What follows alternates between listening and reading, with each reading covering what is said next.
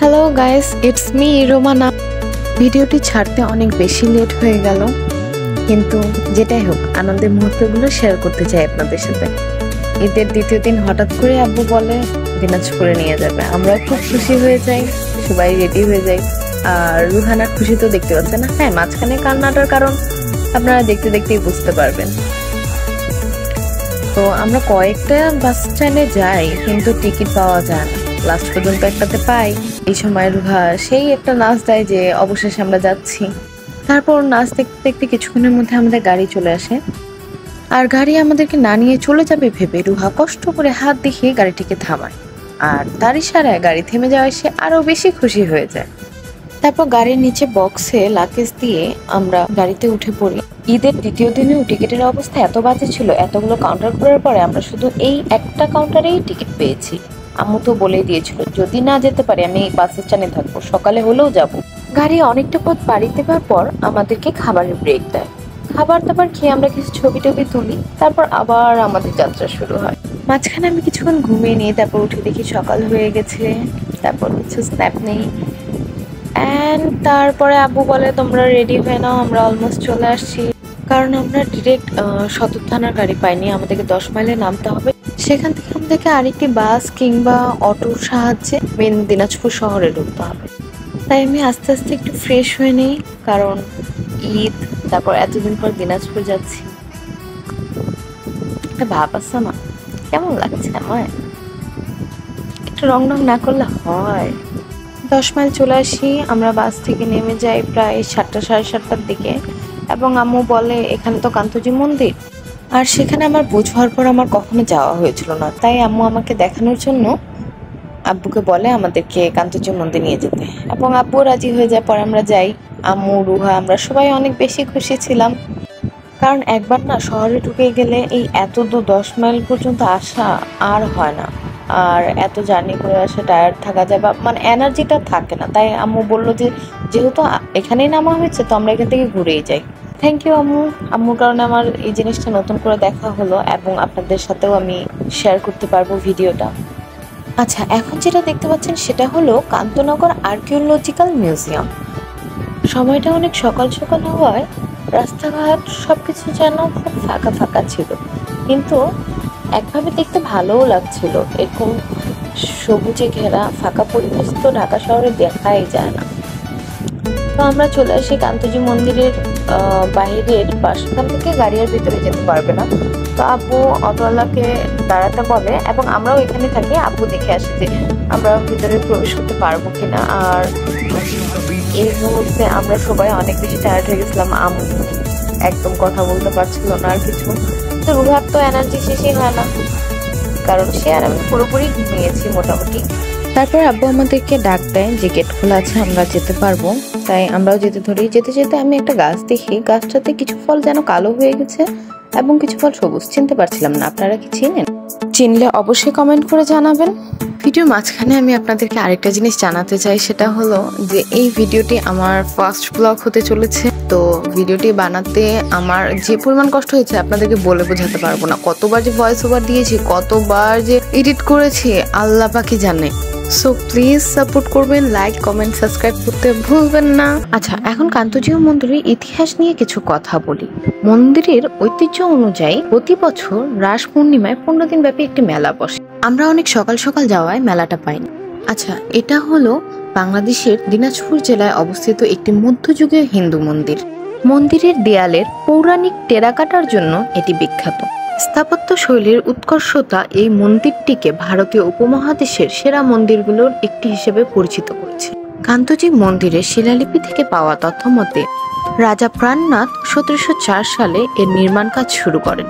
1722 সালে তার মৃত্যু হলে দত্তক পুত্র রাজা রামনাথ এর নির্মাণ কাজ চালিয়ে যান। টানা 48 বছর পর নির্মাণ কাজ শেষ হয় এই মন্দিরটি। আর আমি যতক্ষণ এই মন্দিরটির ভিডিও করতে থাকি ততক্ষণে আম্মু আব্বু কিছু ছবি তুলতে থাকে, সাথে আমিও তাদের সাথে জয়েন হই। এদিকে রুহা আমাদেরকে পোজ শিখিয়ে দেয়। আর যখন আমার সিঙ্গেল ছবির বাড়ি আসে তখন তো আমি পোজ খুঁজেই পাই না। তারপর আমি আবার কিছু ক্লিপস নিতে থাকি।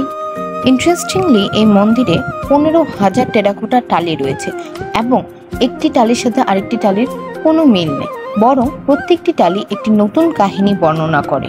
এই পোড়ামাটির ফলকগুলোতে ফুটিয়ে তোলা হয়েছে মধ্যযুগের শেষে বাঙালির সামাজিক জীবন এবং বিভিন্ন গ্রন্থাবলীর কাহিনী, যেমন রামায়ণ, মহাভারত। দেখতে দেখতে অনেক টাইম হয়ে যায়, তাই আমরা বের হয়ে যাই, কারণ অটোওয়ালাও দাঁড়িয়েছিল। এই সকালের টাইমে ওই জায়গা থেকে অটো পাওয়া আমাদের জন্য কষ্ট হয়ে যেত, তাই আমরা অটোওয়ালাকে রিজার্ভ করে রেখেছিলাম।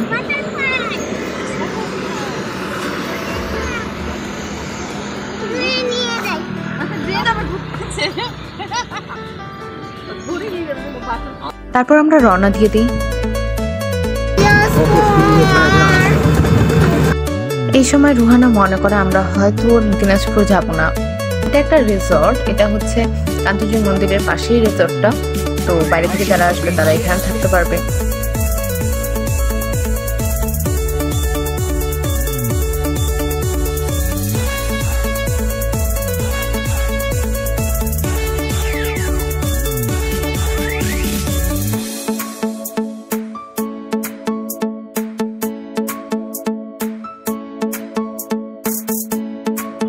আর এই সময় রুহা পুরোপুরি ভেবে নেয় যে আমরা আর নানু বাসায় যাচ্ছি না, কারণ আম্মু বলে যে আমরা আবার ঢাকায় চলে যাচ্ছি, তো সে কাঁদতে থাকে। তাকে চুপ করানোর জন্য আমরা এই আম টামগুলা দেখাই, বাট আমারও দেখতে ভালো লাগছিল, কারণ কতদিন পর। ভাই কিভাবে গাছগুলোতে আমগুলো ঝুলে আছে, ঢাকা শহরে হলে তো আম থাকতোই না। আচ্ছা, এটা হলো আমাদের দিনাজপুরের বিকেএসপি, তারপরেই পাবো আমরা হাজী মোহাম্মদ দানেশ পাবলিক ইউনিভার্সিটি।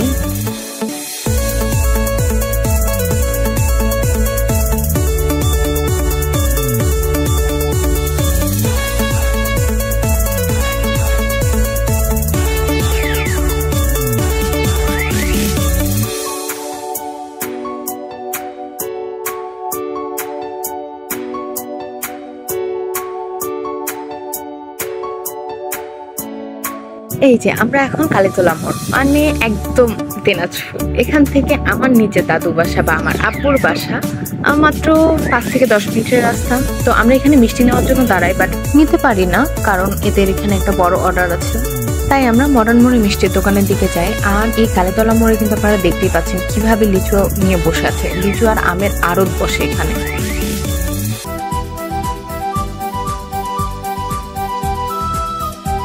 আর এটা হলো আমার বান্ধবীর পার্লার, যেটা হলো আবেদিন প্লাজার আন্ডারগ্রাউন্ডে। আমরা ওই যে মিষ্টি মুখ দোকান থেকে মিষ্টি নেব। রুহা এখনো ভাবছে যে আমরা হয়তো ঢাকায় যাচ্ছি, সে এখনো বিশ্বাস করতে পারছে না, তাই সে চুপচাপ আব্বু আম্মুর কাছে শুনে যায় যে কি কি নেবে। এটা হলো সেই কলেজ যেখানে আমার আম্মু পড়েছে এবং আব্বুও পড়েছে। আর এই কলেজটি দেখে তারা দুজনে আবেগে আপ্লুত হয়ে যায়, হাসতে থাকে।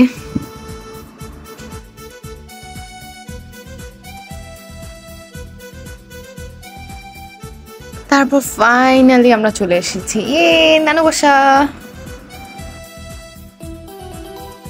অটো থেকে নামতেই আমাদের দেখা হয়ে যায় আমার আম্মুর চাচির সাথে।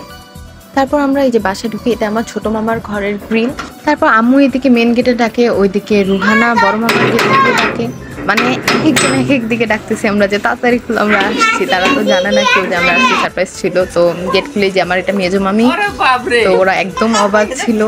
ওইদিকে মেজো মামা ছিল, এটা আমার মেজো মামা।